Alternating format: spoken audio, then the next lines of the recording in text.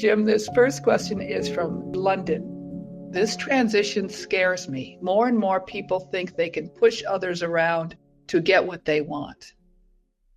Yeah, that's the contrast. That's what we're beginning to see. People arguing for their belief systems, and then they get locked into a belief system, and then they argue for the belief system. But part of what they are also experiencing internally is their stability, their status quo, their life as they have lived it is being upended.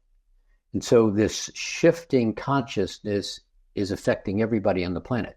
It's just not spiritual people, everybody's spiritual. But it's beginning to create a disruption, exactly what your question is. I'm watching all this chaos, all this disruption unfolding, and it's making me very uncomfortable. Correct. It's making everybody uncomfortable if you put your finger into that light switch and experience the uncomfortableness. So one of the valuable things about the level 1 body of work and very much the level 2 body of work in Mastering Alchemy is it begins to give you this platform. You begin to create a manner where you can distinguish, are these feelings I'm feeling mine, or are they somebody else's? Now, some people just have a challenge with that statement. Well, it's my feeling. How can it be somebody else's? I'm feeling it. But are you generating the feeling? Or is the feeling like being in a room and all of a sudden the temperature changes and you get this cold breeze through the room? It's not your cold breeze. The room created the breeze, the coldness. You experienced it. You watch people be really angry around you, and all of a sudden you get nervous or you get angry also. So it's the vibration that's in the thought and the feelings. We'll talk about that much more, I think, in a couple of minutes. But let me say it from this standpoint. Many of the thoughts you think and many of the beliefs you hold are not your thoughts and they're not your beliefs. But we say, okay, I'll accept them.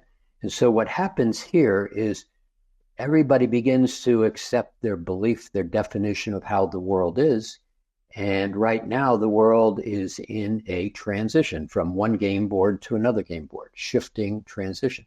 So that status quo is being disrupted, making me really uncomfortable.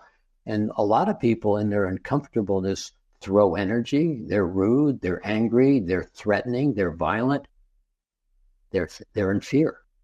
And so how do you basically live in that world without being in that world? And so the tools in Mastering Alchemy, the rose, grounded, center your head, beginning to recognize I'm observing in present time what's going on, and this has nothing to do with me. That person's angry, but they're not even noticing me, but I'm feeling them. And so when you play with these tools, you start to recognize, I see what's going on, but it has nothing to do with me. And so the tools begin to also allow you to build this platform. So if I was wanting to live in an ideal world, you wouldn't put jealousy, rage, anger, resentment into your vocabulary and into that platform to make up the house you live in. So here's that word choice again. So I'm beginning to recognize that if I pull my energy back, I stay on my side of the rose, I'm grounded, I'm in present time, not worrying about the past or the future. I'm here. How would I like to choose my next moment? And so when you begin to build also that platform of words, certain, capable, seniority, gracious, how do those feel is really the question. And when you start to allow yourself to feel happy and certain and all of that, you are vibrating in a very different place. Now, what also gets interesting right here is the law of attraction is flawless. I say that about very few things in life, but law of attraction simply says, what you put your attention on, I, the universe, will provide for you. No questions asked. No questions asked. And so What happens, though, the universe doesn't understand English, French, and Spanish very well. What the universe understands is vibrations. And so if you've lived your life in fear and anxiety and uncertainty, guess what you get the next morning when you wake up is the universe says, well, I see he, she must love this game they're playing. Now that sounds bizarre, but are you playing it over and over and over every day?